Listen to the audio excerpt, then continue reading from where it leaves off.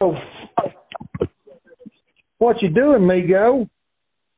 Well, I tell you what, I saw you drive by just a few minutes ago, and Ben and I were talking about, you said you had some skipjack for the tournament on Saturday, and I thought, well, my God, I didn't even know they had a tournament Saturday, so I thought we would at least push it out to a few people. So what tournament, what's your location? Tell me a little bit about it real quick, Randy. We're having our tournament Saturday down at Lake Erling. Where's that at? Our second one this year for the trail. Oh, this is just the second one. So the first one was over there. Okay, I got you. Yeah, our first one was supposed to have been at Camden, but the river was up so high, and that Camden mayor was so wanting to make the tournament work so good over there. And she called me with that river being up so high. She asked me if there was any way we could possibly schedule it for somewhere else, because she was scared, because last year there was a 16-year-old kid drowned out there in the river when it was up like that. That sucks. And she said, I had to sit on the bank of that river for 4 days with that kid's parents all day long, waiting on them until they finally found that kid. Yeah. And she said, if y'all would please either reschedule it, move it, or whatever. And I told her, I said, I done been doing some checking with the river being up. We just had it at White Oak Lake. And she thanked me for that. She said, now next year you keep us on the thing. She said, if you'll schedule it later in the year where the river's not up, she said, we'll do whatever we can to make it a success. I just hope CrossFit comes through like that for us this year for our classic. Because we're going to have our classic tournament down here at the port. What date? It's going to be October the 7th. We need to make sure we spread that word around, because that's good stuff.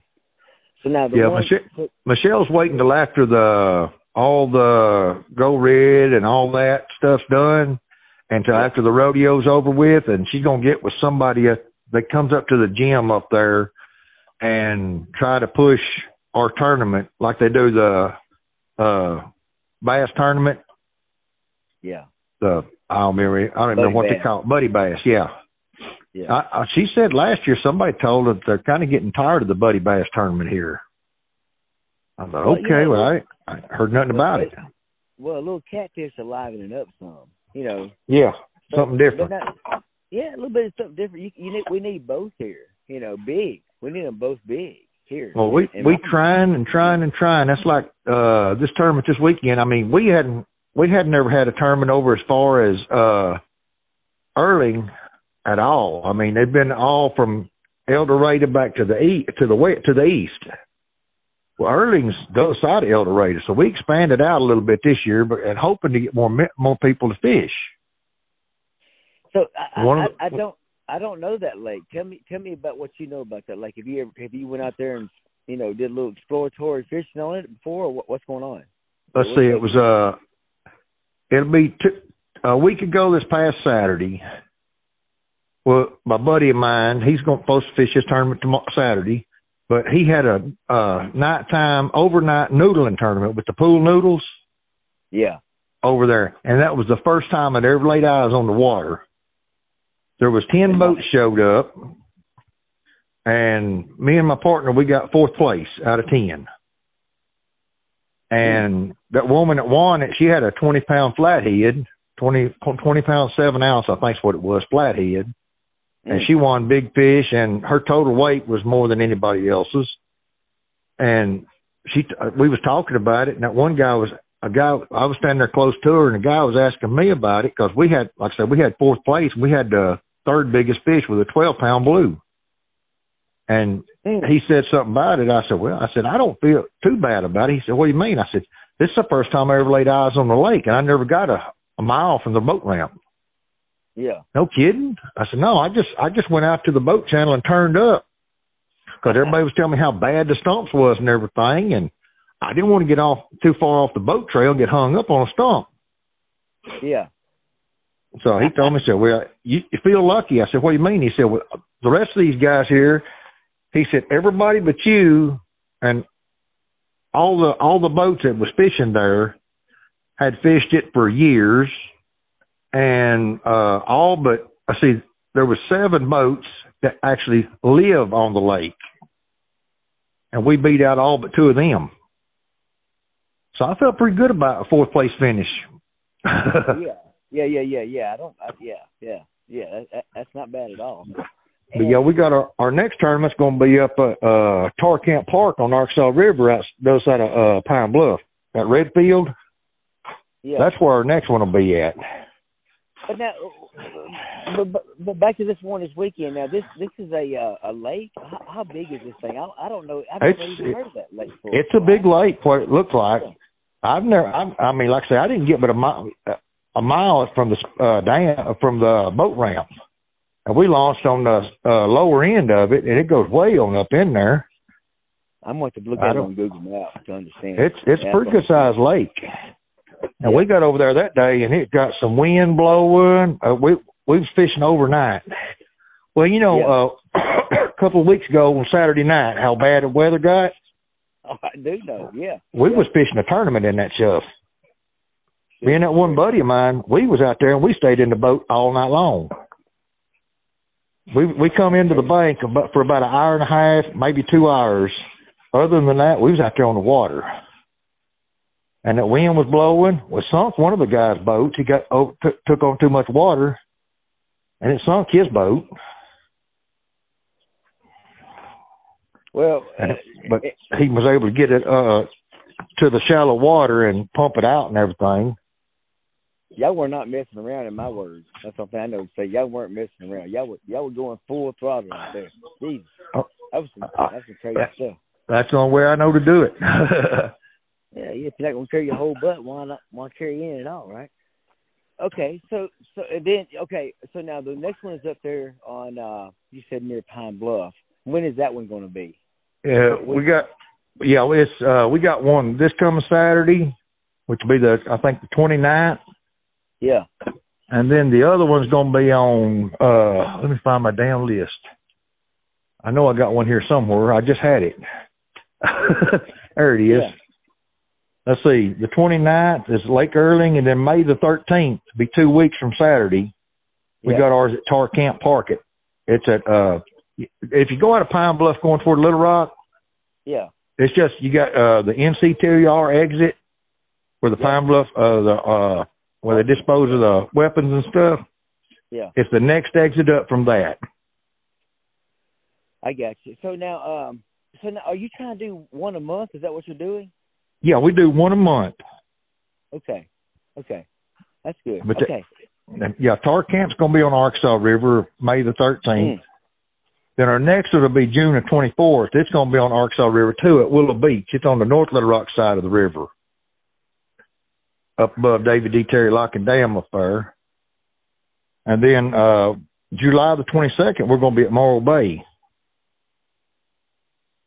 And then in August, we're going to do one on the Mississippi River.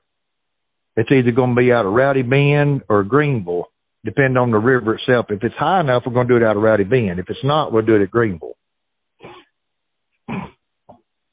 And then September the 9th, we're going to be back up on Arkansas River at David D. Terry. And then September 23rd, we're fishing Lake Chico. We'll put in at Connolly Bow on Lake Chico and fish it.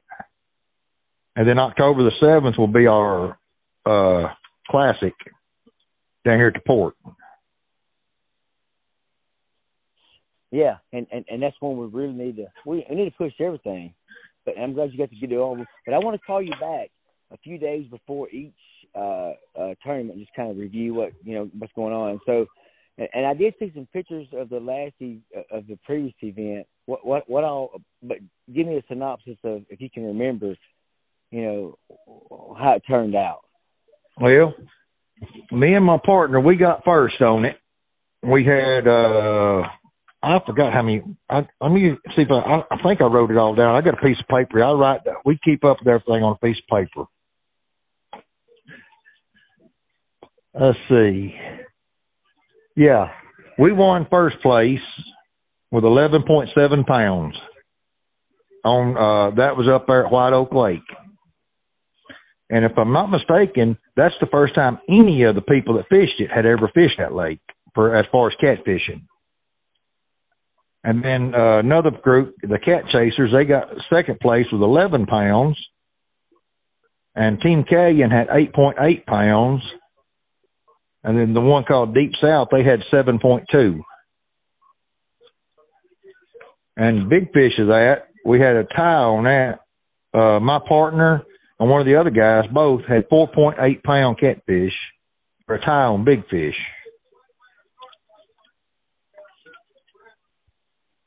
Yeah. And then Trash Fish, one guy won it with 7 ounces. Was the Trash Fish. Well, we didn't get a half pound on that one. You know? No. Yeah. Well, a little over, right at a half pound, close.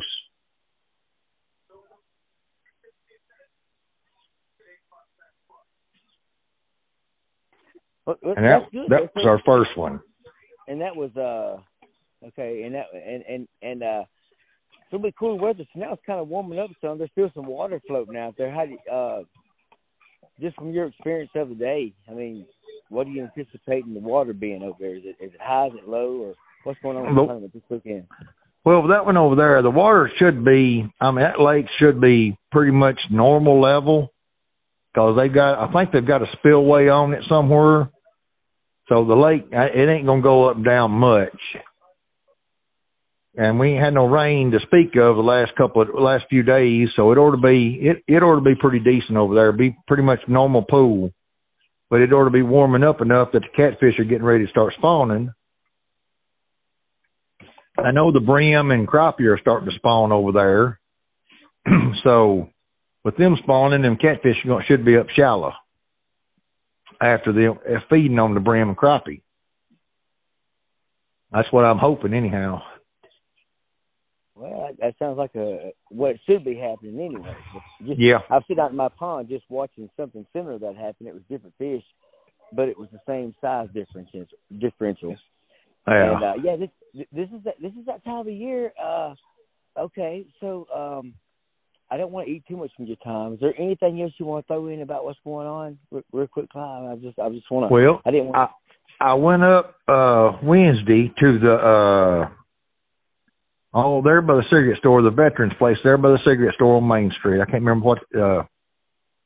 VFW, I think it's called. Well, no, the VFW is over Hamburg. That's oh, I got you.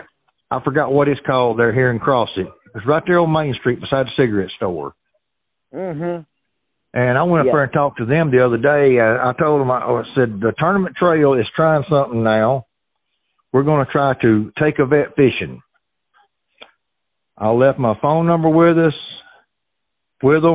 I told them, I said, any of y'all, any of the vets in this area wants to go fishing, y'all get a hold of me. I said, I've got rods, reels, I got the boat, I got everything we need. I'll supply the bait and everything and take you fishing. We either go to Lake Chico or the Ouachita or wherever and see if I can get you on some catfish. But I talked about that the other day. Went up there and told them about that, and they seemed pretty excited about it. That one guy asked me, he said, "Well, can I take my 13-year-old granddaughter?" Said she loves fishing as much as I do, if not more. I said, "Yeah." I said, "I'd love to start taking kids too, but it's hard to, I don't know who to get in touch with around here as far as taking some, underprivileged kids and stuff. Because I like taking kids fishing. I love to take kids fishing. Like I say, most of them can't use the bait casting rods and reels and stuff yet. Yeah. But I'll throw the poles out and let them catch the fish. I ain't got a problem with that. Well, that's a good deal because, like, a lot of people don't have access to boats. Yeah. Like, if you want to be out there that kind of fishing you're talking about, there's, you got to be in a boat. You got to be. Yeah. Well, see, one of the veterans up there I talked to the other day, he's got neck problems. He can't turn. He's got a boat, and his neck has got worse and worse, and so he can't even turn to look out his mirrors to back a boat up. So he can't put his boat in the water. And he loves to fish, and he had heart problems and stuff. And I told him, well, I said, just give me a holler. I said, I left my number there with them and told them, y'all get a hold of me. If I don't have a tournament going on, we'll schedule something. Well, that's like the Ouachita River right now. The Ouachita River, with it getting back in, it's about to get back in its banks. And that ought to set them fish on fire biting down there. I'm planning on going one day next week down there. Because it's supposed to be sunshine and warm. And one of the guys up there, the veterans up there, said something about the heat. I told him, I said, when I go, I said, I've got a top I put up on my boat. I said, and I've got a fan I run on the boat. He looked at me and said, yes, sir. I said, I've got a 20-inch, I think it is, high-speed fan that I'll run all day long on my boat. Keep the air circulating and moving. Well, how are you running a fan on a boat? I said, I got an inverter that hooked to a battery. Oh, okay. I said, so I can run a fan all day long, or I can run lights all night long. I said, I got no problem. I find a way around it.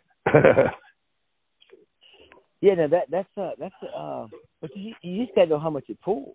I mean, a fan may not do it. And if you're running the air conditioning, you're doing something different. But running a fan, you're out there. Yes, you need a fan out there for mosquitoes and whatever else. Yeah. Well, see, we over there at that tournament the other night, we run. When I'm fishing at night, I stand my top up, but I don't spread it out. And I've got two of them brooder lights like you use on ticket pins. I clamp them on, and I take an extension cord. I got an extension cord with a 3-way plug on the end of it. And I'll wrap it around that thing and hang it down in the middle up there, and I'll plug two lights in, one pointing toward the front of the boat, one pointing toward the back of the boat. So I can fish at night and light up the whole place. Put me a 60 or 75 watt bulb in them things, and I can light it up. You can do what you need to do with that, can't you? Yeah, you well lit. Yeah. I get it all lit up. You see the bottom of the boat and you fish, what's going on there? That's good, especially if you're doing those noodles at night out there. You need to be able to see what's going on out there, watching what's going on and everything. Yep. My wife is watching me. I'm going to have to cut it short, but I'm going to put this out there. We're going to push this tournament for this weekend, make sure everybody knows what's going on with it, because it's big around here, Randy. Everybody around here appreciates you doing what you're doing with this thing. I've been posting on Facebook. Like I said, we've got over 1,000 members on our tournament trail now. That's good. But we do good getting 8 boats to a tournament. I ain't figured that part out yet. That's one reason we expanded over to Erling over there, because that buddy of mine, last year, his noodling tournament, I think had 15, 20 boats. Yeah. This year, he didn't have but 10. A couple of years ago, he had 30 boats in it. Now, if we could get 30 boats, it would really pick us up on as far as being noticed. Oh man, that'd be great. And down in El Dorado, this is El Dorado needs to know about this for sure. Well, I've got flyers in the bait shops at El Dorado. Both of them got flyers up about the tournament tomorrow or Saturday. Farmerville, I guess. And Sportsman's One Stop over at El Dorado, they helping sponsors. They donated a $35 gift card and a big dip net for it to give away.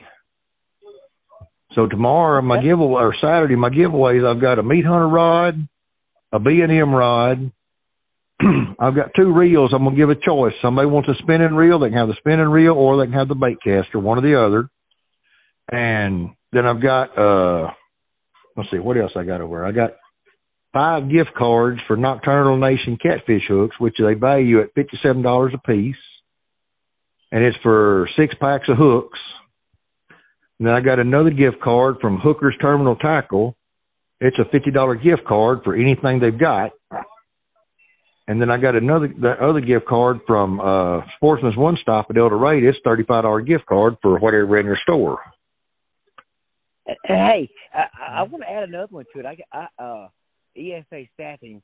I want to make sure you guys. I'll get it to you tomorrow. I want to make sure you have some chop dust and a Yeti little cooler thing. For your drink. I'll make sure we contribute that in a little bag for you. So I'll get it to you tomorrow. It's all right. Well, if I'm not here, because we're leaving out about noon tomorrow, going to Benton, my wife's got to go up there and meet her business partner up there at Little Rock and get some paperwork and stuff to finish up billing with. And then we got a grandkids ball game tomorrow evening. Where at? And I think it's going to be over about 7 o'clock. In Crossett? And then we're going to leave there. No, it's in Benton. Oh, I got you. Okay, that's why you're going. And we're going to leave there as soon as the ball game's over. Come back home, then I got to get into bed because I got to get up Saturday morning about 3 o'clock because it's a 2-hour ride over to the lake over there.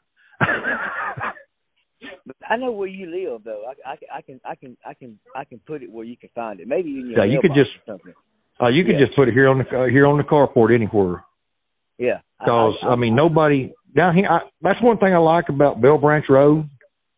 Yeah, because there's everybody watches out for everybody. I mean, Ronnie Wheeler, he lives next door to me here. He's always keeping an eye on my house if I'm going to be gone. And Morris Harrington, we watch each other's stuff over here. Always down the road. I talk to everybody here. Is this is we're blessed. Like Yep. Ain't much goes on out this way, and people's watching out for each other. That's unusual. Yes, sir. It is unusual. That's right. It is. And, of course, there's you want to help out all you can. You want to stay out of the way, too, So, both are important. But wife looking at me bad. I got to go, Clyde. Right. Be blessed, Mr. Hood. I'll talk to you soon, okay? All righty. I appreciate it. Yes, sir. Thank you, sir. Goodbye. Bye-bye.